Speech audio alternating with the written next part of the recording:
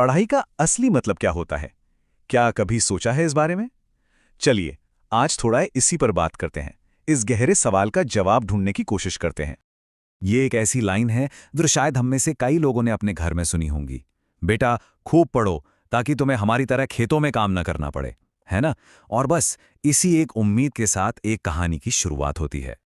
तो चलिए शुरू करते हैं ये कहानी। ये एक अधूरी कहानी है, लेकिन शायद हम सबको कहीं ना कहीं अपनी सी लगेगी। ये जो नंबर दिख रहे हैं ना, ये सिर्फ नंबर नहीं है। ये किसी की जिंदगी के 17 साल हैं। सोचकर देखिए, 12 साल स्कूल की किताबों में खप गए, फिर 3 से 4 साल कॉलेज के सपनों में, और उसके बाद भी 1-2 साल नौकरी पाने की एक कभी ना खत्म होने वाली तैयारी में। ये सिर्फ वक्त नहीं है, ये किसी की जवानी का सबसे कीमती हिस्सा है जो एक बेहतर कल की उम्मीद में लगा दिया गया। लेकिन इतनी कड़ी मेहनत, इतने सालों का इंतजार, और नतीजा कुछ नहीं। जब नौकरी नहीं मिली तो वो वापस अपने गांव लौट आया। और यहीं पर कहानी का सबसे दुखद मोड़ आता है। सोचिए, जिस जिंदगी से भागने के लिए, जिससे बचने के लिए इतनी पढ़ाई की थी, घूम फिरकर वो उसी जिंदगी में वापस आ गया।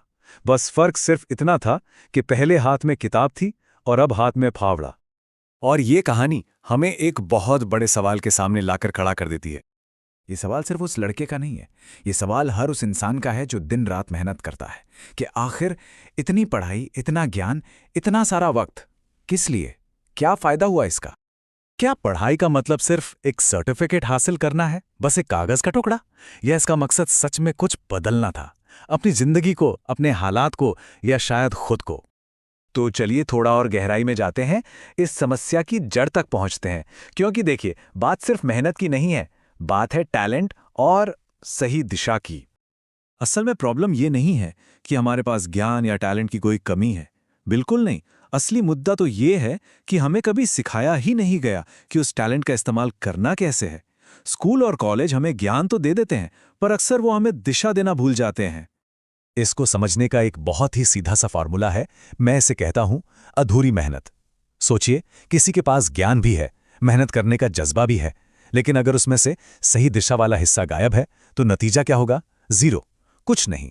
बिना डायरेक्शन के सबसे ज्यादा मेहनत भी बेकार हो जाती है। लेकिन यहां कहानी खत्म नहीं होती, क्योंकि हर प्रॉब्लम का एक सोल्यूशन होता है ना? तो अब बात करते हैं एक नई राह की, एक नई सोच की, जो इस अधूरेपन को पूरा कर सकती है। मेरा नाम संजय है और मेरा मिशन, मेरा मकसद सिर्फ एक ही है।